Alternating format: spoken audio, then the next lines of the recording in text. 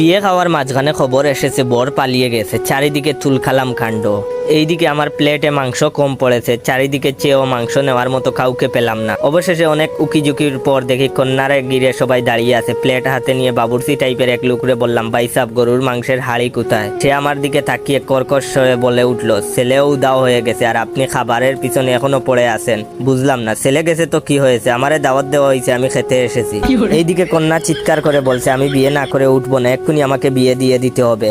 আমিও প্লেট হাতে নিয়ে বললাম, হক কথা, বরাবর কন্যা সাজা ভালো লাগে না, আজই বিয়ে হওয়া উচিত। দেখলাম 2-3 জন সহমত জানিয়ে মাথা নাড়া দিল। কন্যা আবার বলে উঠলো, এই মুহূর্তে আমার বিয়ে না হলে আমি গলায় দড়ি দিব।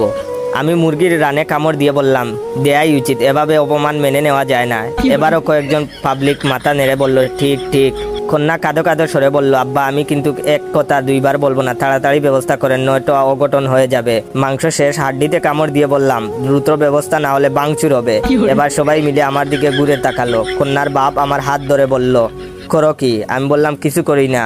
মাংসের হাড়িটা কোথায় বলতে পারবেন? সে টাইট করে হাত চেপে বলল, টাকা 2 লাখ দেব, ব্যবসা করবা আর এক্ষুনি আমার মেয়েকে বিয়ে করবা। আশেপাশের সবাই বলল, ঠিক ঠিক, বিয়ে করা উচিত, সহমত।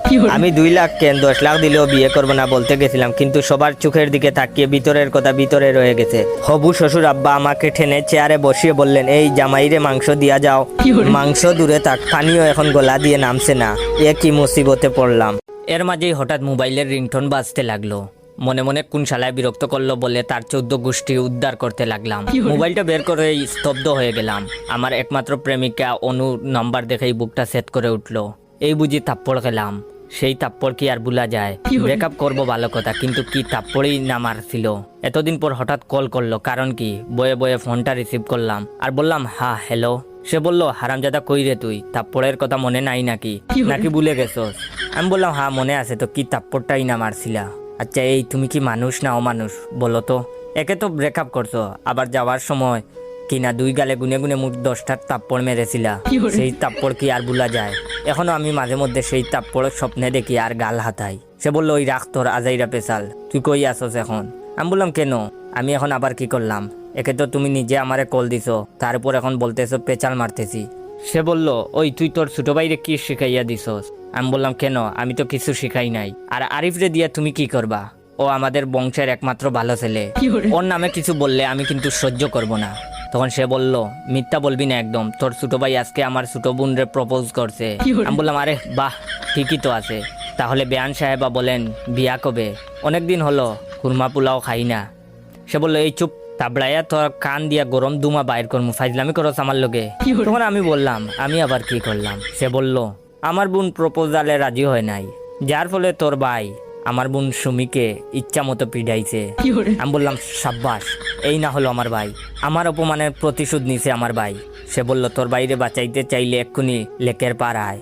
আমার বুঝতে আর বাকি রইল না, কাহিনী জটিল। তাড়াতাড়ি ফোনটা কেটে দিয়ে লেকের দিকে দৌড় দিলাম। আগে বাইকে বাঁচিয়ে নিয়ে আসি, পরেরটা পরে চিন্তা করা যাবে। লেক বেশি দূর না, তাকায় 20 মিনিটের বেশি সময় লাগলো না।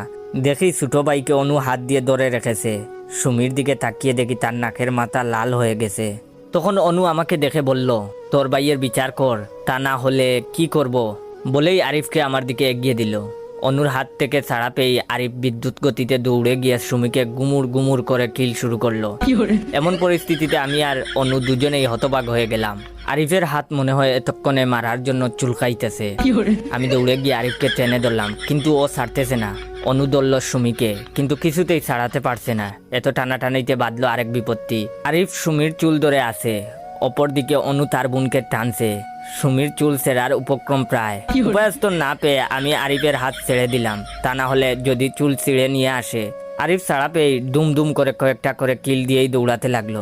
আর দৌড়াইতে দৌড়াইতে বলতে লাগলো, ভাই ওরা আমাদের মোট 11টা মারছিল, আমরা আরো বেশি মেরেছি, আমরা জিতেছি ভাই, এখন পালাও পালাও। আমি ছোট ভাইয়ের পিছু পিছু দৌড়াচ্ছি আর বলতেছি, সাব্বাস ভাই সাব্বাস, তুই আমাদের বংশের গর্ব, তোর জন্য আজ আমার মাথাটা অনেক উঁচু হয়ে গেল ভাই। 20 মিনিট দৌড়াইতে দৌড়াইতে 2 ভাই বাড়িতে আসলাম। অনেক দৌড়াইছি, এখন একটু বিশ্রাম দরকার। কি বলেন আপনারা?